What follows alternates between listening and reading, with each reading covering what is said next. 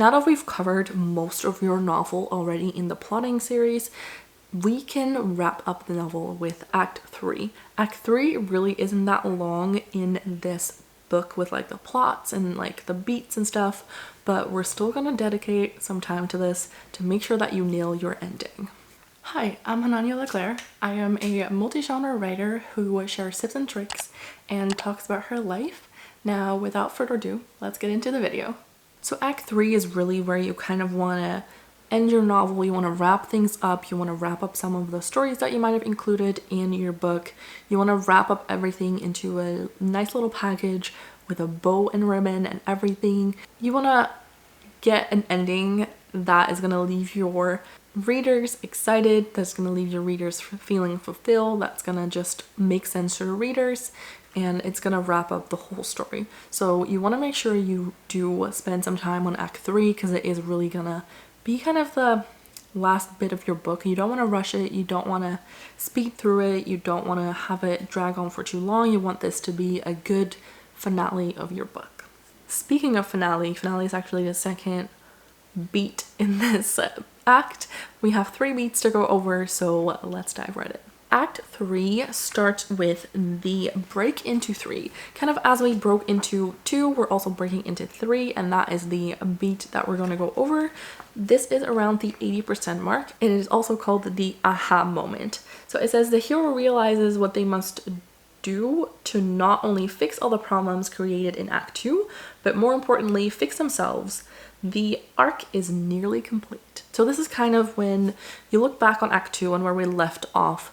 The characters, they were really reflecting on all the things that might have not gone well and all the decisions that they were made that might not have been amazing for them, and all the things that happened on their journey where people might have gone sick, people might have left, where like they've lost all their food, they've lost all their water, they feel like there is no like way to achieve their goal.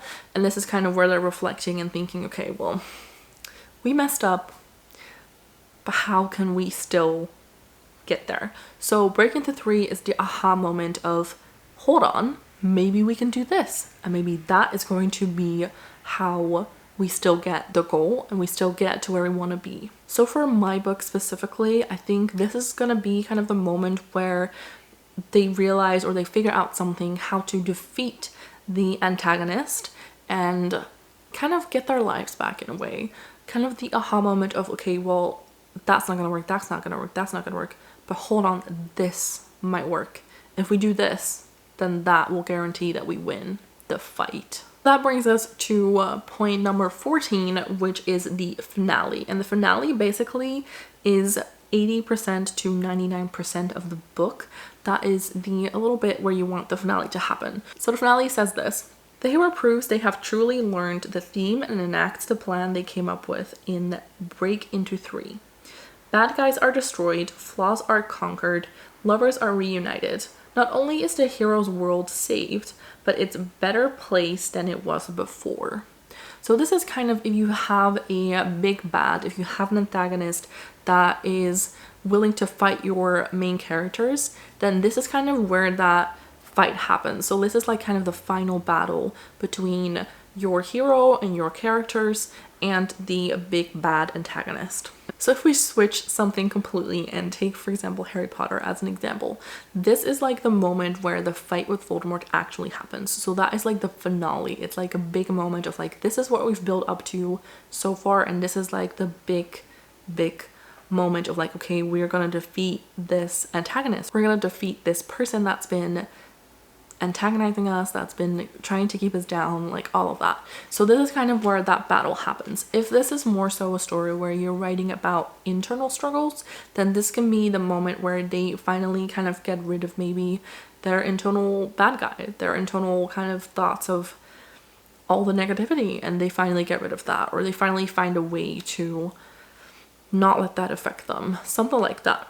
If this is a romance, then probably this is like the moment where they finally meet each other again. They finally get to the point where they're gonna be together, and they finally overcome the hurdles, and they're finally just committing to each other and this is what they're gonna do. Then the last percent of your book, which is 99 to 100%, is gonna be the final image, and the final image is a mirror to the opening image. So this is the after snapshot of who the hero is after going through this epic and satisfying transformation. So this is basically, for example, if we take back the example of maybe Lord of the Rings, this can be kind of the moment where they return back to the Shire.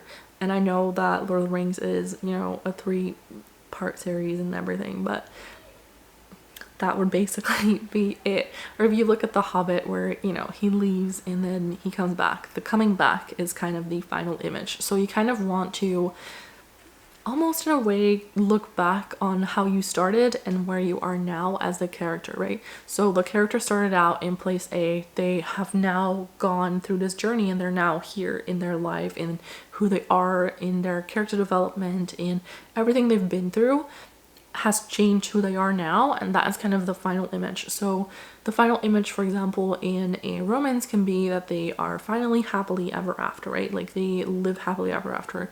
We see kind of a glimpse of their life now. The final image, for example, for the Harry Potter series is like when they're sending their own kids off on the train. Kind of moments like that where it kind of just wraps up and it gives you a glimpse of their lives after everything has happened.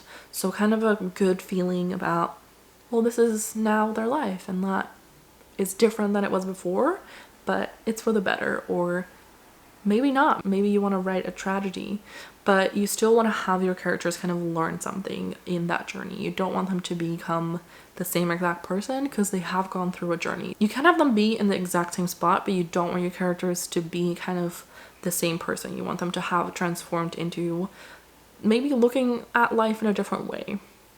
So that is kind of Act 3. So when I initially come up with story ideas, Act 3 is kind of the thing that I don't usually think about. Like maybe I will think about the kind of battle or like the final kind of finale where it's like the battle and it's like the wrap up moment. I might think of that, but I usually don't. I usually don't know how my stories are gonna end. I just kind of come up with, oh, these are cute moments and these are cute scenes and we can have this happen and we can have that happen. But I don't usually think about like how it's gonna end. That is something that I struggle with and something that I usually don't brainstorm. I will brainstorm everything in between, but usually the end is not something that I brainstorm. So that is gonna be an interesting one for me with this book as well. I have like multiple things in my head that I could do for the ending maybe, but we're gonna have to see how the rest of the plotting goes, like how the rest of Act 3 is gonna be with what I define as scenes that really match the plot points and like the beats in this example. So let's dive into that on the notebook level and try and figure out what it is that I'm gonna write down for these beats.